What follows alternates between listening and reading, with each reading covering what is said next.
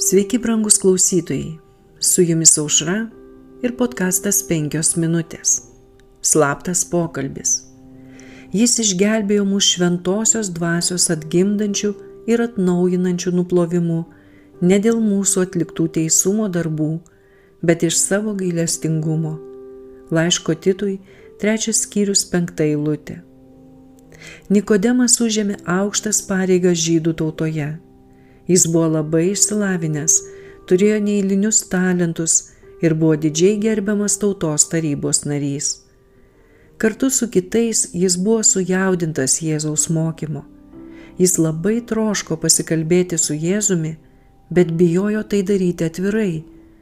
Jis palaukė, kol miestas sumigo ir tada susirado jį. Rabi, jis prabilo, mes suprantame, kad esi atėjęs nuo Dievo kaip mokytojas.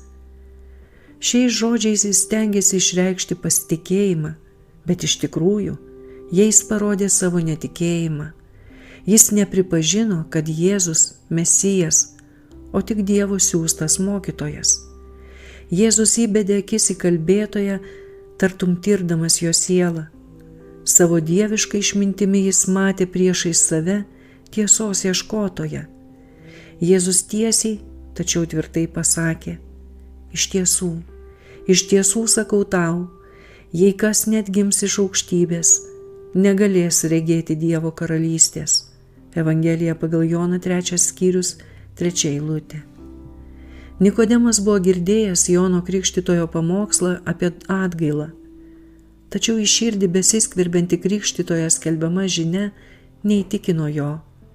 Jis buvo uolus fariziejus ir didžiavosi savo gerais darbais.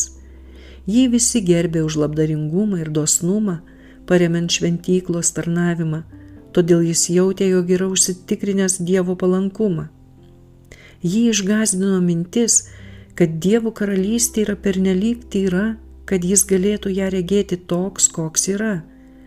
Kaip izraelitas iš prigimties, jis manė, kad turi užtikrintą vietą Dievo karalystėje. Jis manė, kad nereikia keistis, todėl išgelbėtojo žodžiai jį nustebino. Jis susierzino dėl tokio artimo pokalbio apie jį. Fariziejaus išdidumas grūmėsi su nuoširdžiu tiesos ieškotojo troškimu. Su jumis buvo podkastas 5 minutės ir Aušra.